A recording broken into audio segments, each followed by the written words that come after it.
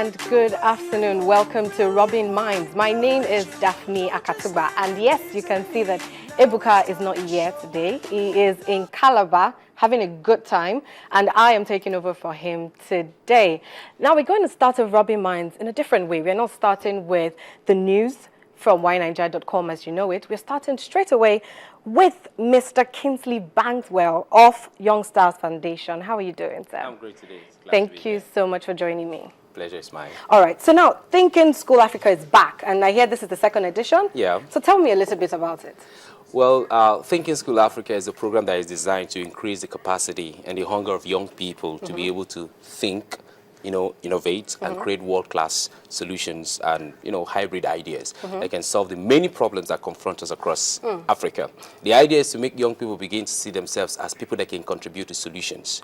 There's this tag that every time you talk about young people, there's always this negativity. They are tagged to be involved in this and that vices.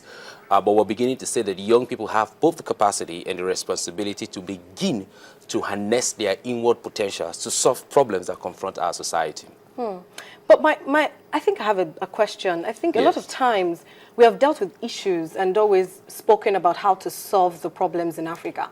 What is the difference between all the other seminars and discussions we've had highlighting the problems we have in Africa and what Thinking School Africa is doing? Yeah, and I think the name informs it, thinking. So it's not a problem identification program or listing, right?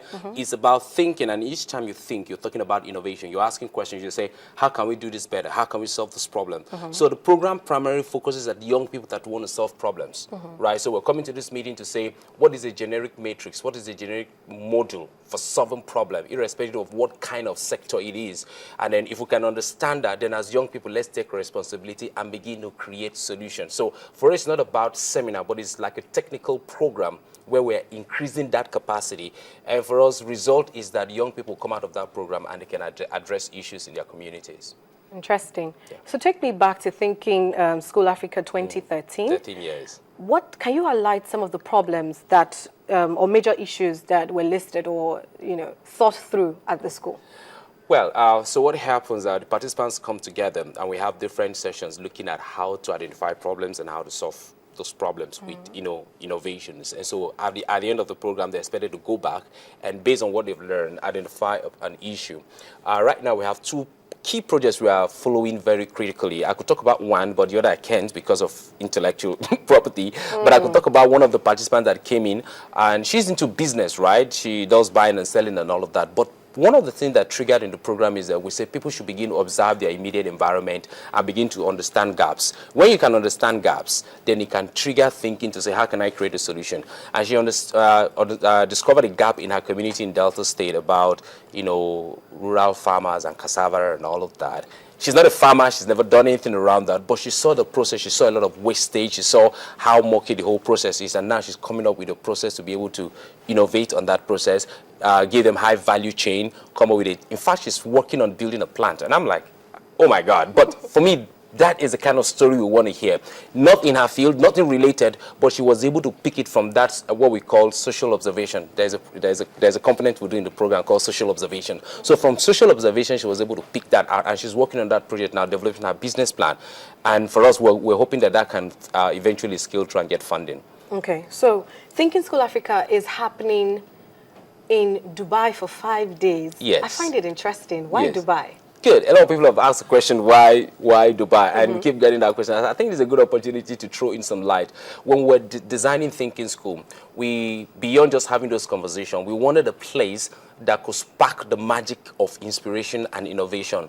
We wanted an atmosphere that would enable the kind of conversation we're having. So if you're talking about innovation, you're talking about breakthrough governance and all of that, we needed a space that can also accentuate that. So, for people that have traveled to Dubai, from the airport, you are challenged to begin to think. And if you can imagine that all of that came to be possibly in the last 30 years, what you're seeing in Dubai, all across the country, is within the last 30 years, high-level innovations. Most of the things they have there is either the best or the first. They have the fastest lift in the world. They have the tallest building in the world. Each of those things, they are setting the kind of standard. So we thought that if you put this program in a place where after conversations, You take young people out, take them to Burj Khalifa, and they will get into the lift that goes from 1 floor to 124 in 60 seconds. It makes people begin to think that if people could create this, then as young people, we need to go back to our continent and become dissatisfied with the status quo and begin to come up with innovations that can help improve that. I actually think that young people are dissatisfied. I Yes. actually think that. Yes. But like you said, it's coming up with solutions because we're good at saying, this is the problem, this is not being done, this is not being done. But coming up with solutions is something I think is interesting about this. Yeah. Now, let's talk about facilitators at this program. I'm sure you have a long list of them. Can you give me your top 3 facilitators? Yes, a long list of them. Top 3. Okay, let me start home, right? We're going to be having Professor Patutomi come speak to us. And for me, that is huge. Because for us, we must have a home person coming to speak to us. Then we have Jeff Martins. Jeff Martins is called the American Whiz Kid. He worked with Steve Jobs, late Steve Jobs of Apple's computer, and he was responsible for developing most of their multimedia products. So he's confirmed he's going to be with us this November. He's left Apple, he's now runs Travel Brands. Then we have Professor Yamada from Japan, NEC Electronics. A lot of people know him. He's usually responsible for developing their 10-year scenario planning and new products and new innovations. And he's coming to show us how he does that module and uses it to come up with products that have become successful. So if you ask me, those are 3. But let me add one more. Ludwig Morishani. Ludwig Morishani is possibly 22 years old now, based in South Africa. And at the age of 17, in his local community, he began to ask the question, is it possible to have a solution that absorbs you from using water to bathe so you can have what they call a dry bath? Now, I know you're going to laugh. Everywhere I talked about this, people just start laughing, you know. But just the way this conversation happened, he said when they had this conversation, his friend began laughing. Is it possible to be able to have a solution that, prevents you from pouring water on your body, but yet you've had a bath, right? And he worked on that, and he's come up with a product called Dry Bath. It's a gel. You buy it and then you use it so you don't need to take a bath for that day. It does everything bathing does, and you can use it for 7 days without really bathing and pouring water on your body. And Ludwig Morishani will be joining us also from South Africa. So, wait, I'm confused. I find this absolutely interesting. Yes. So there's a product that you in the market right now. Yes, in South Africa. It's South Africa. It's actually exported already. And you can just pour it on your body and you're clean? You use it on your body and you're clean, so you don't need to use water and soap and all of that. Yes. Sounds very... But you can only use it for you need to use it for 7 days, and it's advised that after the 7th day you should take a bath, full bath with because water. Obviously you need water. You need water and all of that. But why did he decide? Do you have any idea why he decided to come up with that? Is there water scarcity? Well, I wouldn't know all the whole of the story, but I know he grew up in a local community called Limpopo in South Africa. Yes. And actually, he said he was having a conversation with his friend one day, and the question was, do you need to take a shower every day? What if? And I think that's the question young people need to begin to ask. What if? What if? What if? And the moment we can begin to ask what if on the social issues that confront us, and then you have those triggers of ideas that, first of all, the first time you talk about it, people laugh, just like you, the way you laughed. But today it has become a product. He's been on TED Talk. He's been all over the place. And he's just 22 years old. Okay. So that is what Thinking School Africa is Yes. trying to bring up. Yes. Now, do you have a mentorship program attached to this school? Good, yeah. So the program has about 2-3 components. So the first component is we come to Dubai, spend 5 days, interact with these high-profile innovators, have conversations with us and all of that, and then we go through our, innovation module, right?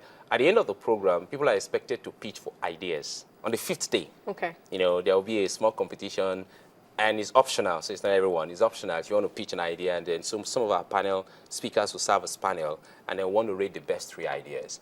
And when we rate the best 3 ideas, there's conversation going on around now with 1 or 2 groups within and outside the country who will serve as mentors to those people for 12 months. And the idea is this idea you have, how can we nurture it into fruition, right? Because for me, that is very critical. So the event doesn't just end in 5 days in Dubai. And then beyond that, we are also exploring funding right now to at least seed grant those 3 ideas. And I can say off my head that we have at least 50% of the kind of funding we need to seed grant the best, or what I call the most promising 3 ideas from the program this year. Okay. If we have more funding, we could scale it up. Okay, so who are the 3 people? Who are these mentors? Or people that are going to pick these ideas? Do you have the list? No, it's good. They are going to come from both our speakers and some people that have volunteered to do that, but they can't come in to speak. We Okay. have Can you give people us some from names? well, we have a professor from Japan also, Okay. who is working in the UK now. We have about 2-3 people from Germany Okay. and the US also who can be in the program. They would like to be there, but they said instead, Kingsley, can we offer mentoring service? And so for us that is critical. So we have this group of people that may not come to speak, but will be willing to offer those post event services. Okay. Okay.